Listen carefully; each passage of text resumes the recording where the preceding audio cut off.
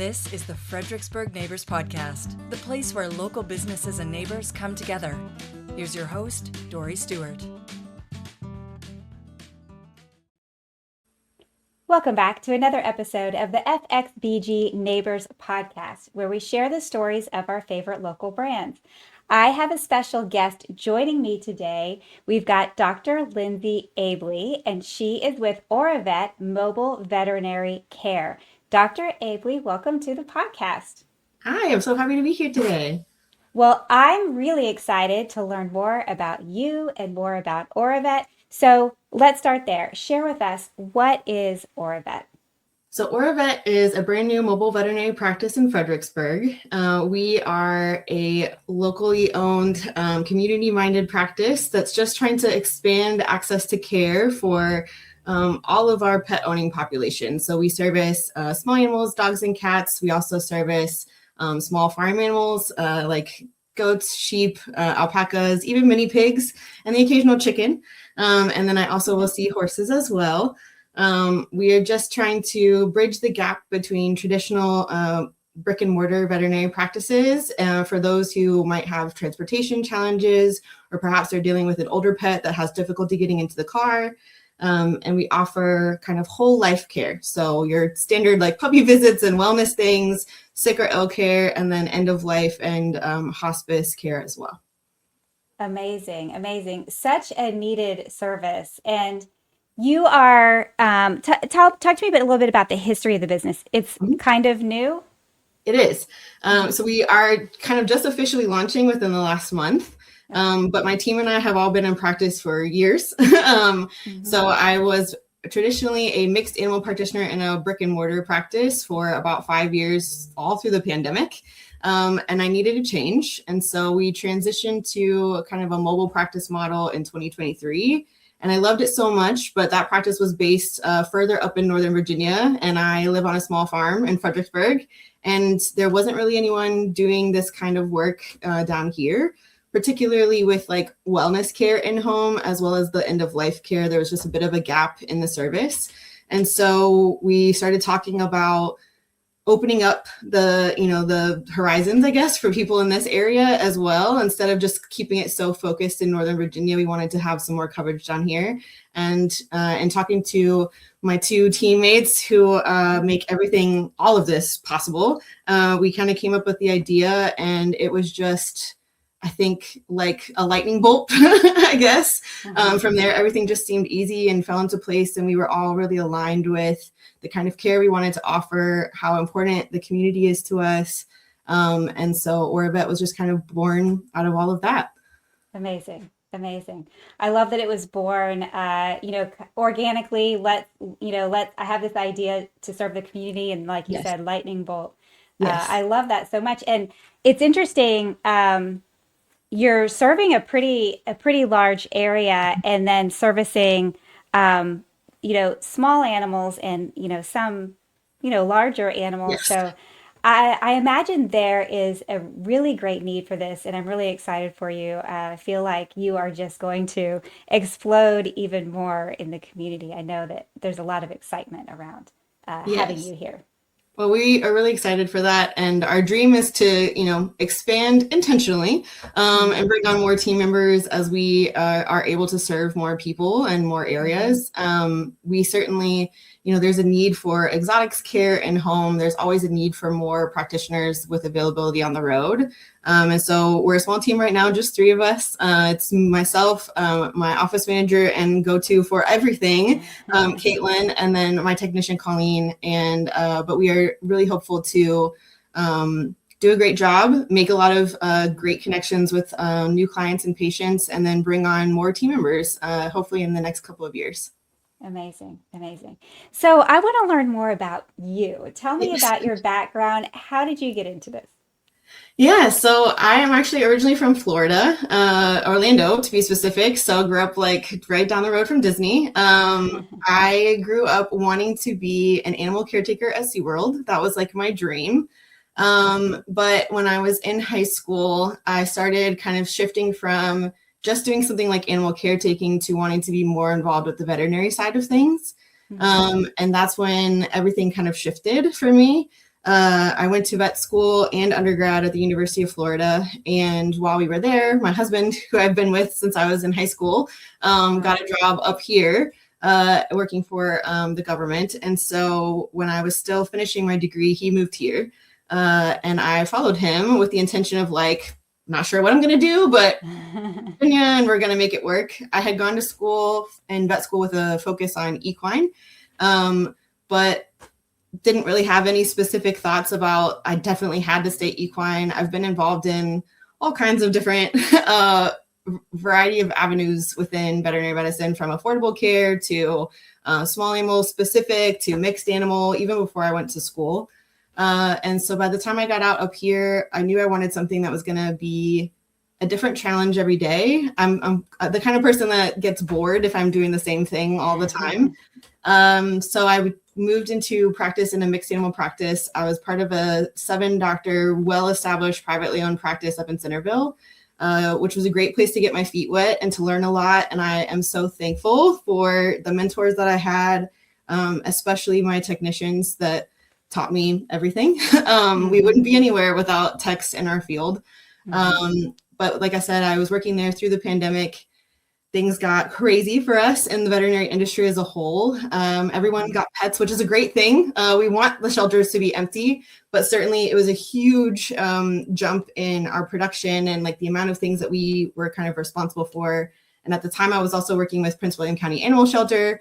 So it was like a double full-time job. And so by the time the pandemic had kind of settled down and things were swinging back into our new normal, I decided that I needed a change. I wanted to be able to spend more time with my clients. 15-minute appointment slots were killer for like getting to know people, which is the whole point for me of medicine. I want to know my clients. I want to know their pets. I want to be involved with them as much as they want me to be, instead of just like running from place to place. And so I transitioned to mobile. And it was a huge transition at first, something I'd never really done outside of like the large animal aspect of things, but like small animal in home was a huge transition, but I loved it.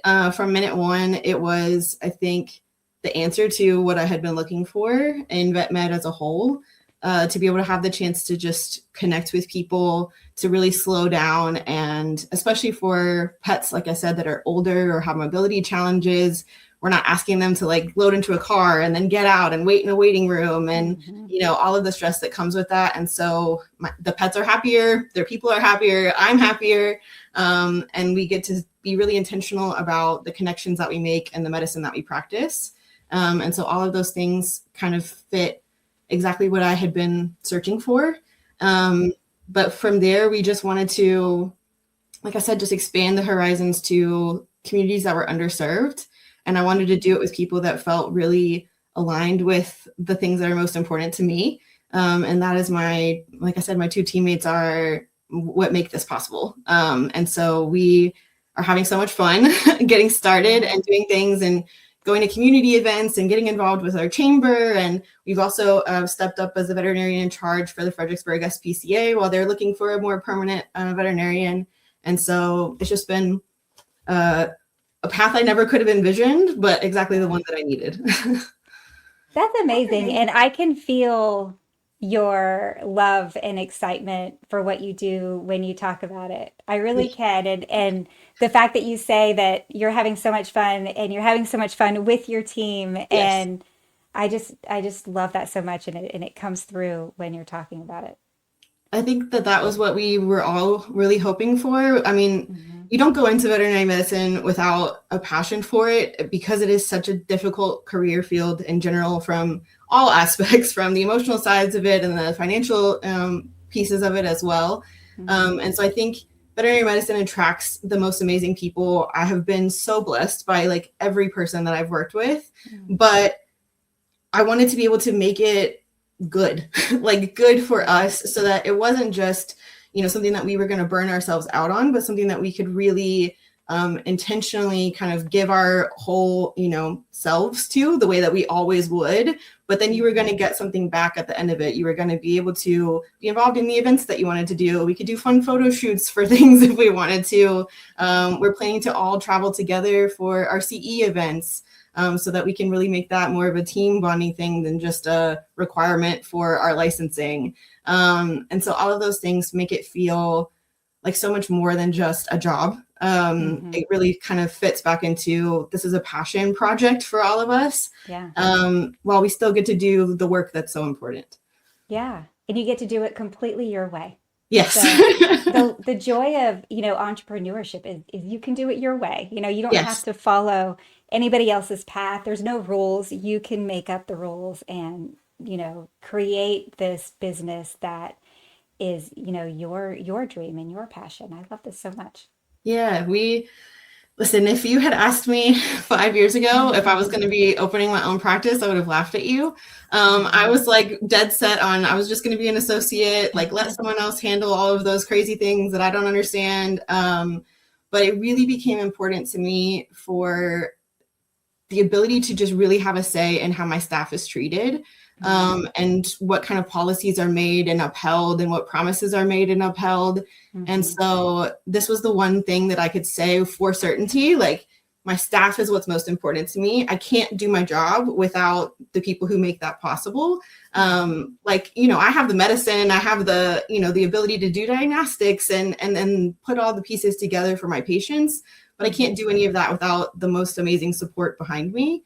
And that support deserves to be taken care of. And so that was, I think, outside of just, again, wanting to expand access to veterinary care, knowing how difficult it can be at times, that was the other big driver here, was just, I know that my people are so important. And the thing that's most important to me is that they get to have a good work-life balance and they get to make enough money to live a life that's not paycheck to paycheck. And we're supporting them in their endeavors professionally. So my technician is actually currently in tech school and we're so proud of her. So we work our schedule kind of around her classes until she's ready to graduate. But all of those things make owning this business, the parts of it that I'm a little bit more anxious about and still kind of learning as we go, all of that is worth it for being able to make sure that they're okay and that we get to treat our clients exactly the way that we want them to be treated.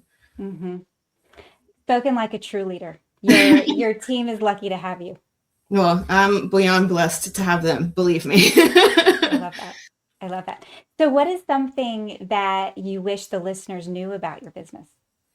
So I think there's an idea within veterinary medicine and in a attempt to do the best for our patients. We've gotten so specifically fixated on the gold standard of medicine. And that often comes across as like anything less than that is unacceptable.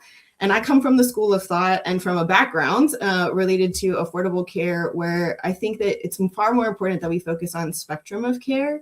And so that means meeting people where they are. So in their homes, which is why we're mobile, but also from a budgetary standpoint. And certainly, there are costs associated with veterinary medicine that I can't escape. But we want to be able to offer care where it's needed, when it's needed, and to do our best to work with people. And so in kind of the journey of working that out, we do offer payment plans through Cherry, which makes things a little bit easier. And then we're hoping to expand those offerings as we grow and we have enough clientele to do so. But then we also just want people to reach out, because there's certainly going to be ways that we can make care more accessible and more affordable depending on the situation and what they need. And so our website has all of our information on it as far as pricing and things like that. And you are always, always welcome to give us a call, and we're happy to send estimates.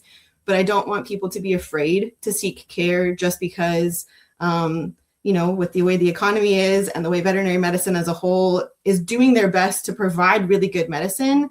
Sometimes we price people out, and I don't want that to be the reason that someone is hesitant to call us. Amazing. Amazing. You are a gift to our community. You really are. And if the listeners want to work with you, if they want to meet you, connect, how can they find you? So we are on all the social media. We have a Facebook, we have an Instagram, we have our website. We post all of our kind of upcoming events and things like that on those pages. So you can come out and meet us at one of those events that we'll be working, or just give us a call, and you're definitely going to get a hold of Caitlin, who can talk you through kind of the whole process of everything. And we really just want to be as transparent as we can be and as available and accessible as we can be. So we are always looking for more ways to kind of step out and get involved. We're hoping to get in touch with some retirement communities and things like that, or some of the larger home communities, to see if we can set up some, wellness care days and things like that. So we look forward to meeting as many of you as possible, and all of your pets, certainly.